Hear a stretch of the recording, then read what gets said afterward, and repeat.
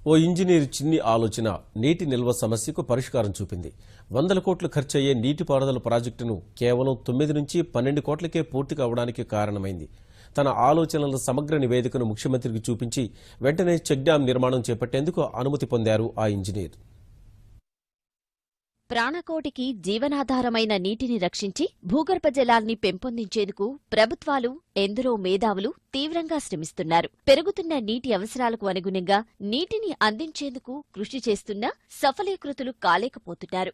ప్రాజెక్టుల కోసం 100 కోట్ల రూపాయలు వెచ్చించడం ప్రభుత్వాలకు పెనుభారంగా మారుతోంది. ఇలాంటి తరుణంలో తన ఆలోచనకు పదును పెట్టారు కడప తెలుగుగంగ ప్రాజెక్టు ఈఈ ప్రతాప్. అనుకున్నదే తడవుగా తమ మదిలో మెదిలిన భూగర్భ ప్రాజెక్టుకు గ్రాఫిక్స్ రూపంలో ఓ రూపకల్పన చేశారు.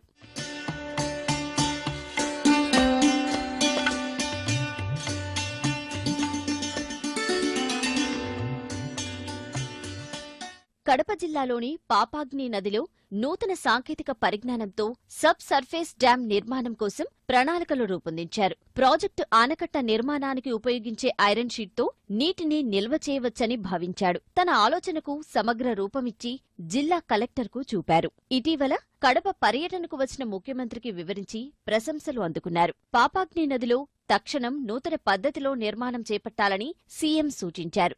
సాధారణంగా 2 టీఎంసీల నీటిని నిల్వ చెయ్యాలంటే సుమారు 300 కోట్ల రూపాయలు అవుతోంది. నూతన జెట్ షీట్ కోటింగ్ పరిజ్ఞానంతో భూమిలోనే నీటిని నిల్వ చేయవచ్చని ఈఈ ప్రతాప్ తెలిపారు. రివర్లో శాండ్ బెడ్ ఉండాలి. మినిమం 6 to 7 మీటర్స్ ఉంటే it is suitable for construction of sub surface dam. ఈ పాపాగ్ని రివర్లో శాండ్ బెడ్ బాగుంది. సబ్ సర్ఫేస్ డ్యామ్స్ కట్టి ఈ నీళ్ళని ఎక్కువ కిందకి వెళ్ళిపోకుండా పైన అక్కడక్కడ స్టోర్ చేసేసి ఒక అండర్ గ్రౌండ్లోనే రిజర్వాయర్ మీద ఫామ్ చేసి ఇప్పుడు కరువు కాలంలో అప్పుడు ఉపయోగించడానికి ఉపయోగపడతాయనే ఉద్దేశంతో దీన్ని టేకప్ చేయడం జరిగింది. మనం జెట్ షీట్ పైలింగ్ అనేది ఒక విధానంతో ఆ పైల్ని విత్ వైబ్రో హ్యామర్ దాన్ని మనం చేసేసి కిందకి పంపించి భూమిలో హార్డ్ రాక్ వరకు పెట్టేసి ఒక బ్యారియర్ మీద ఒక డ్యామ్ మీద కట్టేసి దానిపైన పైల్ క్యాప్ వేసేసి కాంక్రీట్తో భూమి కిందనే ఉంటుంది.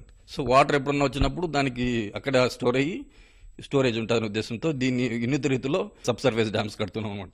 పాపాగ్ని నదిలో సుమారు 34 కిలోమీటర్ల పరిధిలో 6 డ్యాంలు కట్టేందుకు అధికారులు సన్నద్దమయ్యారు. 6 ప్రాంతాలను ఎంపిక చేశారు. నూతన విధానంలో భూమి పొరల్లో నీరు నిల్వ ఉండడం వల్ల ఆవిరి అవడం వంటివి ఉండవని ప్రతాప్ అంటున్నారు. సబ్ సర్ఫేస్ డ్యాంలు నిర్మించేందుకు త్వరలో టెండర్లు పిలిచేందుకు అధికారులు సమాయత్తమవుతున్నారు. పాపాగ్ని నదిలో ప్రయోగాత్మక నిర్మాణం సఫలమైతే రాష్ట్ర వ్యాప్తంగా నూతన విధానాన్ని అమలు చేస్తామని అధికారులు చెబుతున్నారు.